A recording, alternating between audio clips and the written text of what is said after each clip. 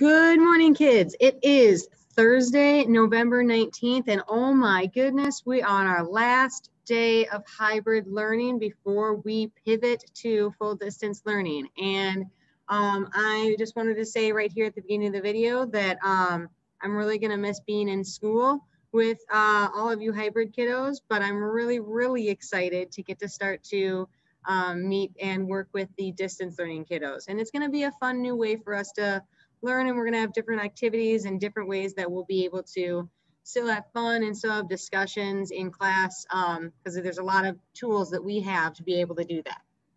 But I just wanted to say I'm sad but excited, so I've got a lot of feelings right now, but and I know you probably do too. Today we're going to talk about the theme from those 3 love myths, or those 3 Greek myths that we read this week. I know they were all kind of weird, but that's the fun part about Greek mythology, is the stories and the characters are pretty strange, but they are, I know, from like over 2,000 years ago, and they are stories that have continued to, you know, be read and discussed and still have an influence on our daily lives. And so when it's like, this is a really weird story, well, yeah, it's from about 2,500 years ago. People were different then. So anyway, I'm going to talk about the themes that because we didn't talk about themes, that we talked about all the other elements of mythology, but we didn't talk about themes. So I'm going to share my screen, and then after we talk about these themes, I'm going to introduce what we're doing when we get back, or when we're done with winter break and we're in full distance learning. We are going to start a research project on Greek gods. We'll talk about that in a second. So I'm going to share my screen. Share. All right, we're going to start with this first. So our themes for Echo and Narcissus, Orpheus and Eurydice, and Pygmalion and Galatea.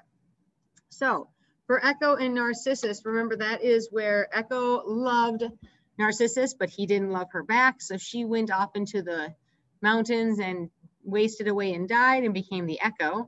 And Narcissus loved himself, something that could not love him back, and he pined away and died as well. So for the theme for Echo and Narcissus, we're going to go with something like this, which is to love something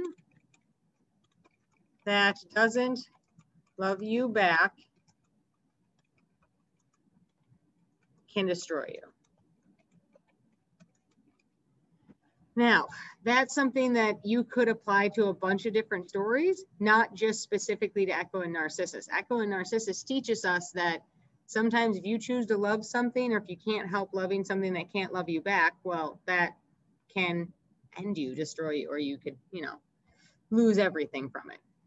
All right, next one, Orpheus and Eurydice. This one's my favorite because he goes to hell and back to get Eurydice, and he tries and fails the first time, but then they end up together in death. So we would say that love, I'm going to delete this one. Love is more powerful than death. I like that one. Love is more powerful than death because they ended up being able to be together in the afterlife. So that one's my favorite theme.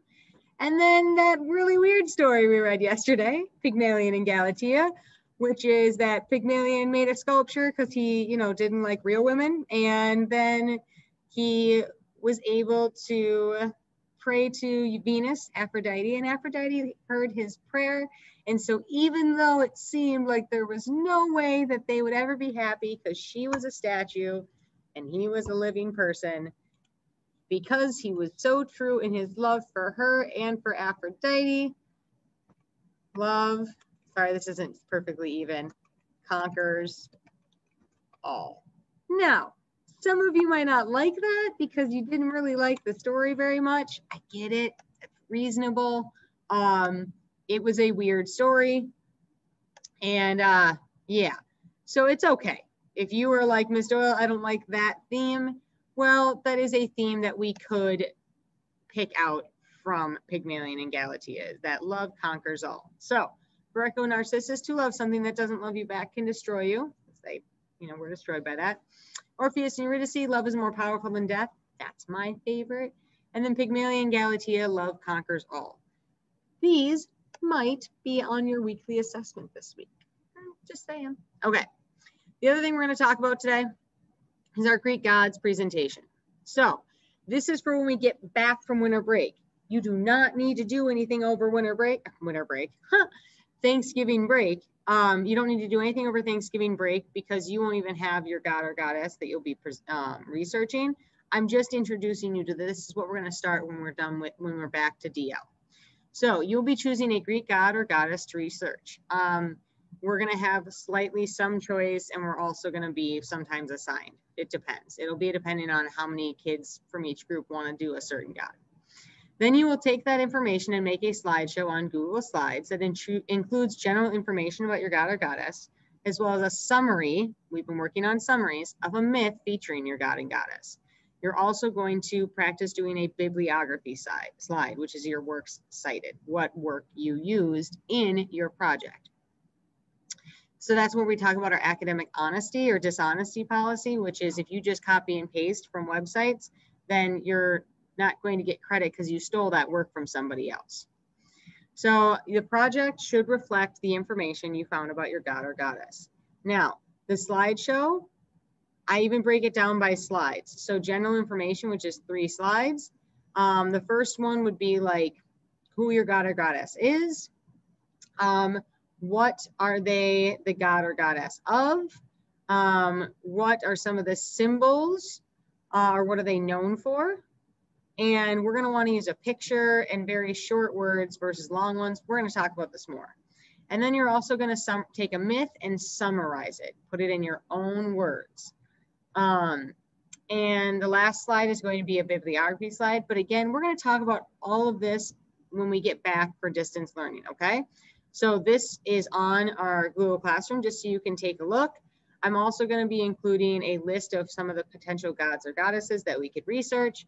But I just wanted you to get in your brain that we're going to be starting this when we get to distance learning, okay? So again, talked about theme today, as well as our god and goddesses.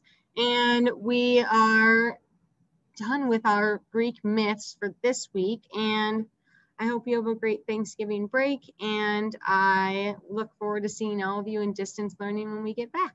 Okay, bye.